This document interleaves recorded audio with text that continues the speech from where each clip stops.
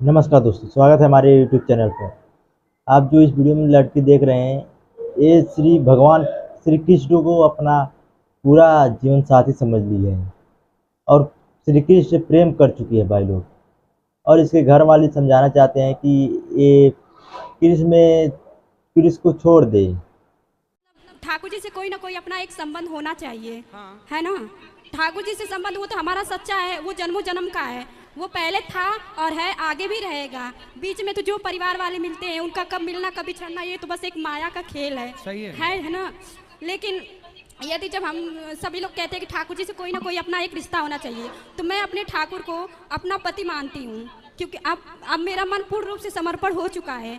लेकिन फिर भी परिवार वाले अब सोचते हैं कि किसी और परिवार से रिश्ता जोड़ दिया जाए, तो मुझसे नहीं हो पाता है। मतलब जैसे कि अब ऐसा लगता है कि मुझे किसी बंधन में जानबूझकर बांधा जा रहा है। इससे मैं छोड़कर मतलब अपने ठाकुर के पूर्ण रूप से चरणों में समर्पित हो गई हूँ। तो क्या ये मेरा उचित है या अनुचित है? आपका मन विवाह करने का नहीं है? बिल्कुल नहीं है। बेटा आप बैठ जाओ, आगे वाले काहे खड़े हो गए छोरा? परिवार वाले बोलो बोलो।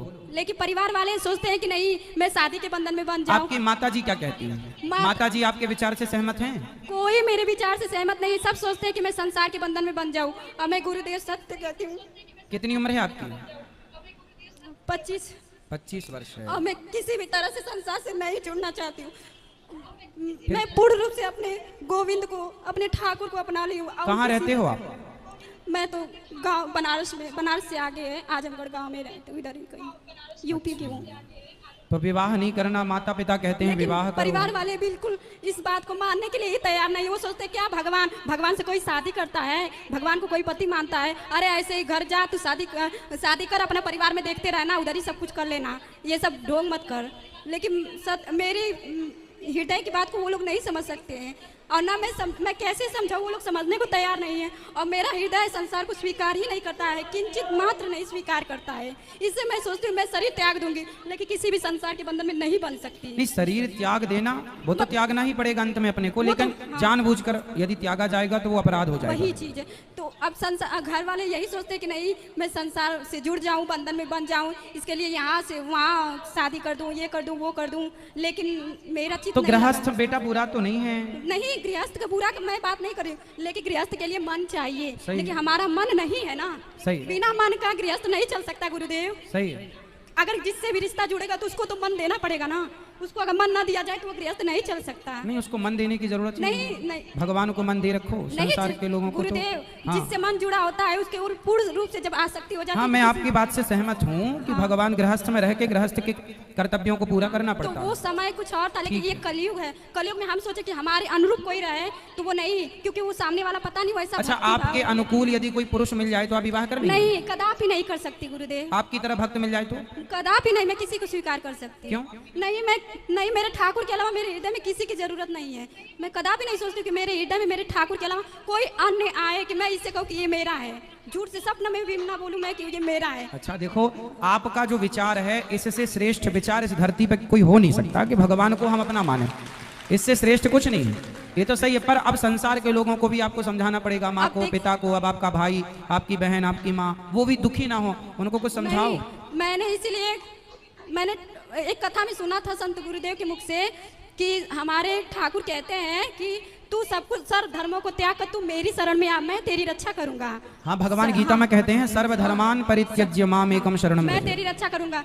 मैंने बस एक बात उनकी पकड़ ली और हृदय में ये धारण कर लिया कि मेरे ठाकुर जब कहते हैं कि जब मैं तेरी रक्षा करूंगा तो तब मैं क्यों बंधन में बंधूं? ये संसार तो बस माया के खेल है। ये परिवार वाले आज है कल नहीं रहेंगे। चलो, आपकी बात से मैं सहमत हूँ, पर एक छोटा सा प्रश्न मेरा आपसे ये है कि चलो आज तो आपके मन में गोविंद है और आपके मन में कोई किसी पुरुष का स्थान नहीं है, हमेशा आपकी साधना ऐसी चले, पर आज नहीं, आज के 5 साल बाद, 10 साल बाद कभी यदि मन ऐसा हुआ, क्योंकि मन देखो, मन स्थिर नहीं हो पाता। यदि आपका मन स्थिर हो जाए तो बहुत बड़ी बात है, पर मन तो देखो रोज गुलाटी खाता है। मन कभी ऐसा कहता है, कभी मन ऐसा कहने लगता है। जैसे मन अच्छा कहता है, कल को उसे बुरा कहने लगता है। तो मन का भरोसा नहीं करना चाहिए। मन का भरोसा नहीं गुरुदेव। यदि हमारा जब जैसे हम उनसे जुड़े हैं तो मेरे ठाकुर ने मुझे अपनाया है और मुझे विश्वास है जब मेरे ठाकुर ने मुझे अपनाया, मुझे ऐसा स्वप्न में दिखा कि मेरा ठाकुर से विवाह हो रहा है। मैंने ऐसा जब तो आप माला किनकी जपते हैं? हाँ, माला किनके नाम की जपते हैं? नारायण से। आप ही मेरे गुरु हैं ना, मैंने आपसे ही दीक्षा लिया है। अच्छा। 1 साल पहले मैं आई थी तो जो मंत्र दिया गया है उसका जाप हाँ, करते उसका हैं? जाप करती हूँ। तो मैं मंत्र जाप करते समय एक दिन भाव में डूबी थी, तो आपके मुख से मैंने सुना था कि मतलब ठाकुर को कोई ना कोई रिश्ता जरूर होना चाहिए। तो मैं मन में भाव विचार करती थी, मैं ठाकुर को क्या मानूं क्या मानूं। एक दिन मैं जब भजन करने बैठी थी तो मेरे भाव में ऐसा भाव हुआ कि मेरा विवाह मेरे ठाकुर से हो रहा है। अब वो धीरे धीरे वो रिश्ता, मुझे लगा ऐसा नहीं है, लेकिन जब मैं उस रिश्ते को धीरे धीरे महसूस करने लगी, ठाकुर ने मुझे मतलब उस चीज़ का अनुभव कराने लगे कि देख तू मेरी है, तू मेरी है, तू संसार में नहीं पढ़ सकती।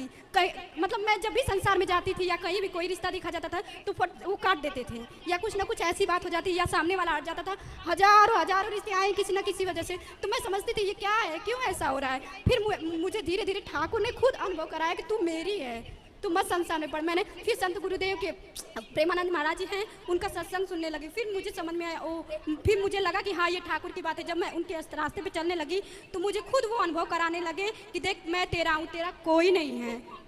इसलिए और फिर मैं उनकी सत्संग भी सुनती हूँ, और मैंने घर त्याग दिया है, छोड़ दिया सब कुछ, और मैं बस अपने ठाकुर के भरोसे हूँ।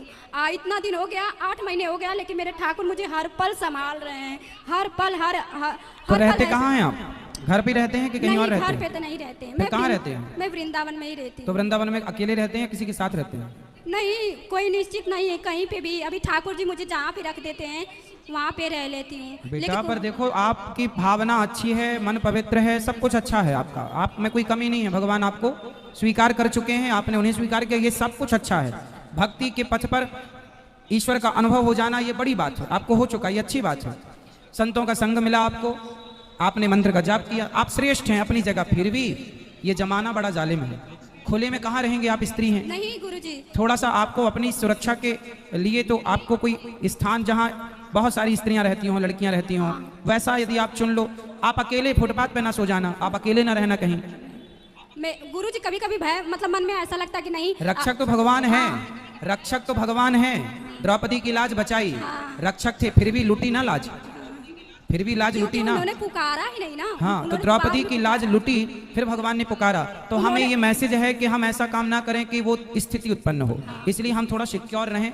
और भाव अच्छा है आपका, भाव में रहना अच्छी बात है, पर भाव में संसार आपके भाव को नहीं समझ पाएगा, संसार आपकी भावनाओं को नहीं समझ पाएगा। मैं ऐसा अनुभव भी करती हूँ कि मतलब मुझसे कोई ऐसा कार्य नहीं होता है जो शास्त्र के विरुद्ध हो, या ऐसा नहीं करना। यहाँ पे अगर खतरा रहेगा तो मुझे लगता है मेरे ठाकुर पहले ही मेरा हाथ पकड़ के इधर ला रहे कि इधर खतरा है, इधर। द्रौपदी माँ ने पुकारा, भगवान जरूर आए। द्रौपदी माँ ने पुकारने में देर लगा, ये बात बिल्कुल सत्य है। फिर भी नारी है, नारी को हमेशा सुरक्षित रहना चाहिए। जितना समाज में क्राइम हो रहा है उसको देखते हुए हम आपसे कह रहे हैं कि द्रौपदी की तरह आपका भाव है, पवित्र है, अच्छा है। और फिर संत गुरुदेव भी कहते हैं यदि जब हम अपने भक्ति और प्रेम के मार्ग पे आगे बढ़ते हैं तो पग पग पर प्रतिकूलता आती है। वो हमारे ठाकुर हमसे परीक्षा लेते हैं कि क्या तेरा मन अभी भी मुझ में है या संसार में है। मन की बात नहीं है बेटा, आपकी सुरक्षा की बात है। आजकल तो लोग इतने दुष्ट लोग हैं समाज में कि अच्छे खासे संतों को मारकर उनको लूट लेते हैं। पैसे के लिए क्या नहीं कर रहा है आजकल, अपने बाप को मार डालते हैं, अपनी माँ को घर से निकाल देते हैं। तो भाई आपकी हर बात सही है। देखो, भगवान सबके रक्षक हैं, बोलो हाँ, सबके रक्षक हैं भगवान।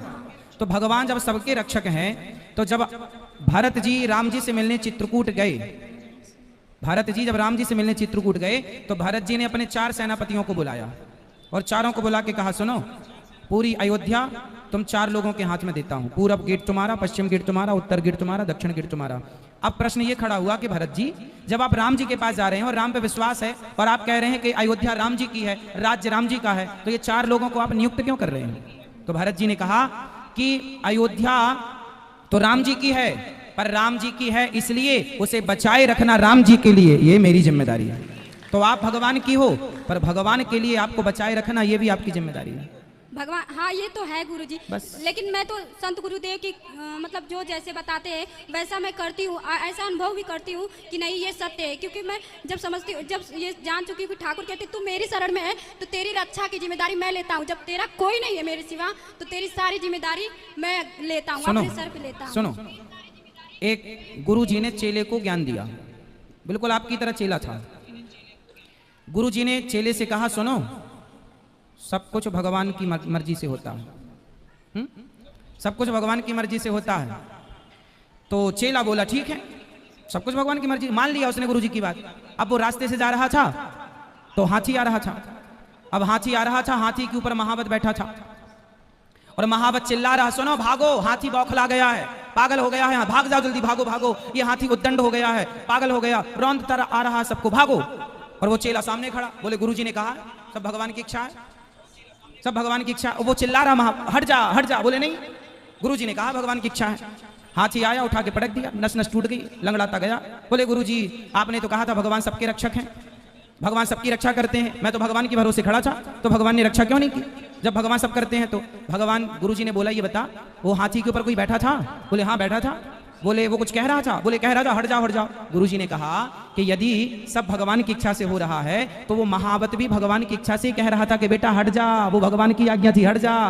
तो आपको जो हम समझा रहे हैं ये भगवान की आज्ञा है कि सुरक्षित रहो। हाँ ये तो है सुरक्षित तो। हाँ। वैसे कोई भी अपनी सुरक्षा स्वयं नहीं कर सकता, सुरक्षा करने वाले तो हमारे ठाकुर ही है। भगवान सबके रक्षक हैं। हाँ वही रक्षक है, लेकिन हम अगर हम अपनी ना चलाएं, अगर हम अपनी ना चलाएं तो वो अपनी चलाते चलो हैं। हमारा जो धर्म है आपको समझाना, एक गुरु के नाते, एक भाई के नाते, कि भाई महिलाओं को खुले में नहीं रहना है, सुरक्षित रहना है। नहीं। अब आपको जो अच्छा लगे वो आप करो, भगवान की राह पर चले हैं, अच्छी बात है, चलो भगवान आपकी रक्षा करे, ये प्रार्थना है। ठीक है, खुश रहो। राधे राधे।